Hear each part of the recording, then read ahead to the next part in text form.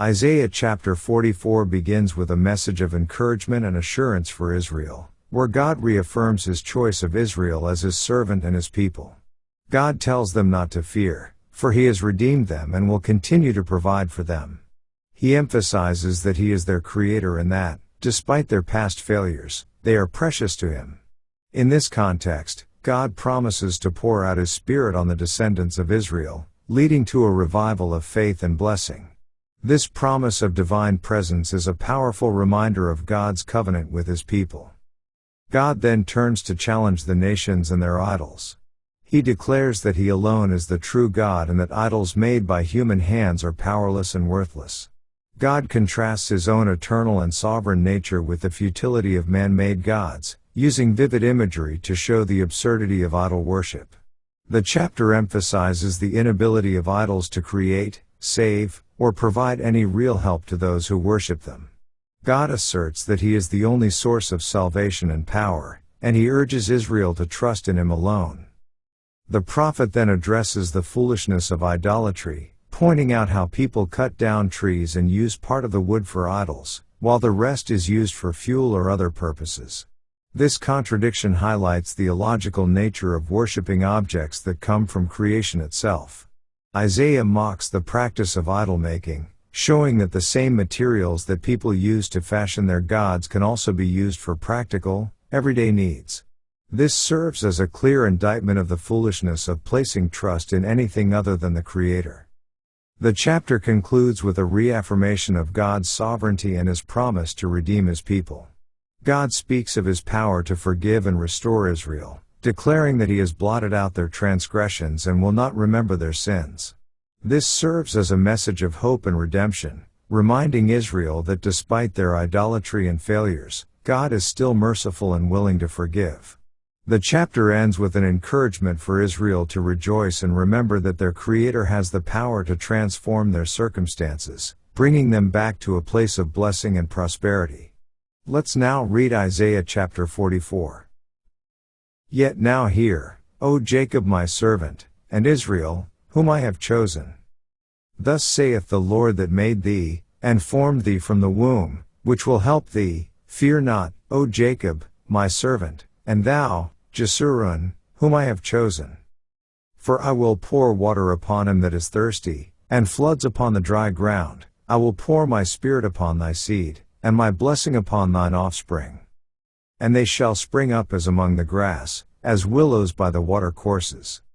One shall say, I am the Lord's, and another shall call himself by the name of Jacob, and another shall subscribe with his hand unto the Lord, and surname himself by the name of Israel. Thus saith the Lord the King of Israel, and his Redeemer the Lord of hosts, I am the first, and I am the last, and beside me there is no God. And who, as I, shall call, and shall declare it, and set it in order for me, since I appointed the ancient people. And the things that are coming, and shall come, let them show unto them. Fear ye not, neither be afraid, have not I told thee from that time, and have declared it? Ye are even my witnesses. Is there a God beside me? Yea, there is no God, I know not any.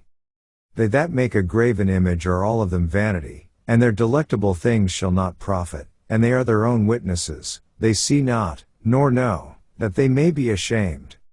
Who hath formed a God, or molten a graven image that is profitable for nothing? Behold, all his fellows shall be ashamed, and the workmen, they are of men, let them all be gathered together, let them stand up, yet they shall fear, and they shall be ashamed together. The smith with the tongs both worketh in the coals, and fashioneth it with hammers, and worketh it with the strength of his arms. Yea, he is hungry, and his strength faileth, he drinketh no water, and is faint. The carpenter stretcheth out his rule, he marketh it out with a line, he fitteth it with planes, and he marketh it out with the compass, and maketh it after the figure of a man, according to the beauty of a man, that it may remain in the house. He heweth him down cedars, and taketh the cypress and the oak, which he strengtheneth for himself among the trees of the forest. He planteth an ash, and the rain doth nourish it. Then shall it be for a man to burn, for he will take thereof, and warm himself, yea, he kindleth it, and baketh bread, yea, he maketh a god, and worshippeth it, he maketh it a graven image, and falleth down thereto. He burneth part thereof in the fire, with part thereof he eateth flesh, he roasteth roast, and is satisfied, yea, he warmeth himself, and saith, Aha, I am warm, I have seen the fire. And the residue thereof he maketh a god, even his graven image, he falleth down unto it, and worshippeth it, and prayeth unto it, and saith, Deliver me, for thou art my God. They have not known nor understood, for he hath shut their eyes, that they cannot see, and their hearts, that they cannot understand. And none considereth in his heart, neither is there knowledge nor understanding to say, I have burned part of it in the fire, yea, also I have baked bread upon the coals thereof, I have roasted flesh, and eaten it, and shall I make the residue thereof an abomination? Shall I fall down to the stock of a tree? He feedeth on ashes, a deceived heart hath turned him aside, that he cannot deliver his soul, nor say, Is there not a lie in my right hand? Remember these, O Jacob and Israel, for thou art my servant, I have formed thee, thou art my servant, O Israel, thou shalt not be forgotten of me. I have blotted out, as a thick cloud, thy transgressions, and, as a cloud, thy sins. Return unto me, for I have redeemed thee.